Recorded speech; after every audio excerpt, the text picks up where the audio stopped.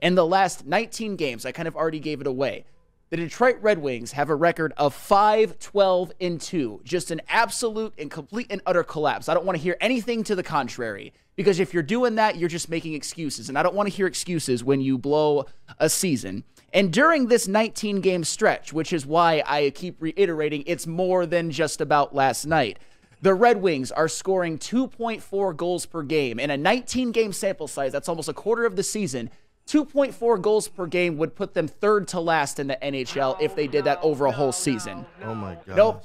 It's worse than you think. And defensively, despite the defense being better in the last 10 games or so since they called up Simon Edvinsson, which was a good move, by the way, still, over the last 19 games, the Detroit Red Wings are allowing 3.7 goals per game, which, if you did that above, juxtapose that over a full season, that would make them second to last. And again, this is 19 games. This is about a quarter of the season in which they've just completely been imploding.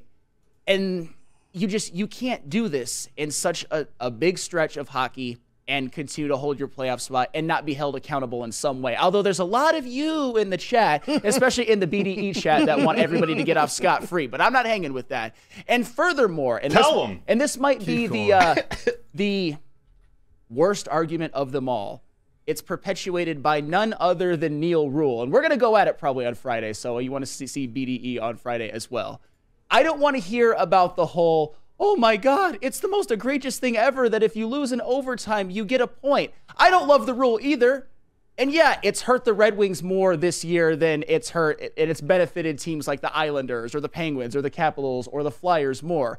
But that's just the way it is. I don't want to live in some fantasy land, because the reality is after losing to the Capitals last night, after having this terrible stretch, you are much more likely to see the Red Wings not in the playoffs than in. We're not in Bizarro World. We're not in fantasy land where it's like, you know what? The Red Wings actually are in the playoffs. You're just not seeing it correctly. It's the way that the rules are.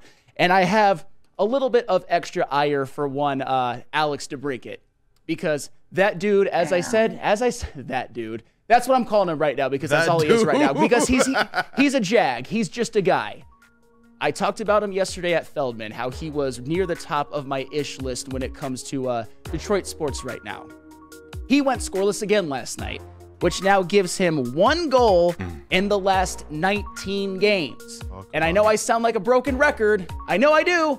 But this is a man who twice in a season has had more than 40